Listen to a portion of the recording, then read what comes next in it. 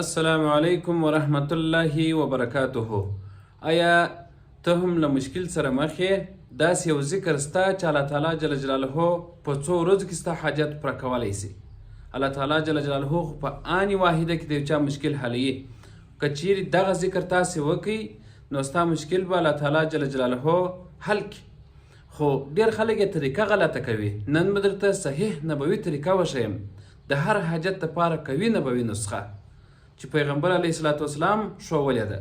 که ته غواړې چې الله تعالی ستا حاجت پوره کړي دا اسانه او ازمایل سوې طریقه تر پایه وګوره.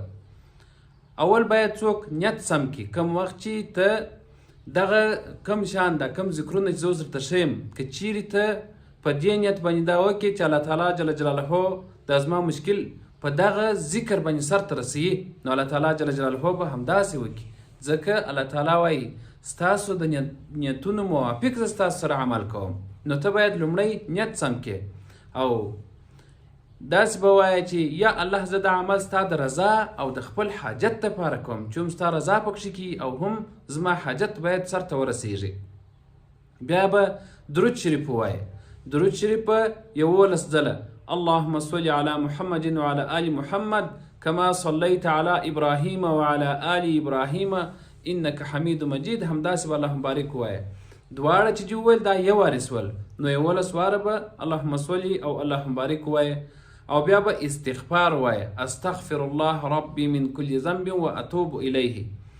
دا ستا ټولې دروازې خلاصوي. د استغفار د استغفر الله په ویلو سره الله تعالی جل جلاله ستا ټولې د حاجت دروازې انشاء الله خلاصوي. او بیا به د یونس علیه السلام دعا ووایه. دروجش واره یا هم سل واره چې هر څو واره ته اساني. استغفر الله خو چې سل واره ویله د یونس علیه السلام دعا به دروجش واره ووایه یا به هم سل ځله ووایه. دواړه رقمه پکښې کې راغلي دي. د یونس علیه السلام دعا څنګه وه؟ لا اله الا انت سبحانك اني كنت من الظالمین. دا د سختو حالاتو حل دی. که چیرې خدای مکه پر یو چا باندې ډېر سخت حالت راغلی وي نو دا دعا دې ډېره وایي. خصوصا په دغه کومه طریقه چې ما درته وښول چې اول به چیچ وایه بیا به درود شریف وایه بیا به استغفر الله وایه او بیا به د یونس علیه السلام دا دعا وایه. د هغه څخه راوروسته به بیا چې اصلي ډېر مهم دي لاسونه به پورته که او ووایه اللهم اني اسألك بان لك الحمد اقضي حاجتي. دلته خپل حاجت واضح چې الهي زما پلانکی حاجت سرته ورسې په پښتو ژبه باندې ووایه. بیا به درود شریف 11 واره ووایه. دا ډېر مهم دی. یعنی په سر کې هم درود شریف وروست په وروستۍ کې هم درود شریف. دا عمل د شپې په تهجد کې وکړه.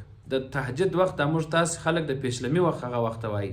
په دغه وخت کې وکړه الله تعالی جل جلاله ته داسې یقین ولره هېڅ شکمن کېږم چې دا زما کار به وسي که نه. کوشش وکړه چې حلال رزق وخورې حلاله ډوډۍ وخورې. بیا دا دعا وکړه.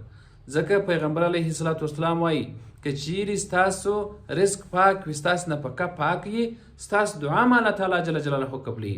دا چې یوه شپه وکړله بیا به بله شپه وکړې بله شپه به وکړې تر 7 شپو پورې به وکړې مسلسل نو نتیجه به ته خپله انشاءالله ووینې. الله تعالی جل جلاله به دغه ستا حاجت حتما انشاءالله سرته ورسوي. که دا ویډیو درته ګټوره وه تاسو فقط امین ولیکئ چې بیا نورې ویډیوګانې هم زه داسې درته جوړې کړم. په کمنټ کې امین ولیکئ او د ملګرو سره یې شریک هم کړئ. الله تعالی جل جلاله مو کامیابي د دنیا او د آخرت نصیب کړه. السلام علیکم ورحمت الله وبرکاته.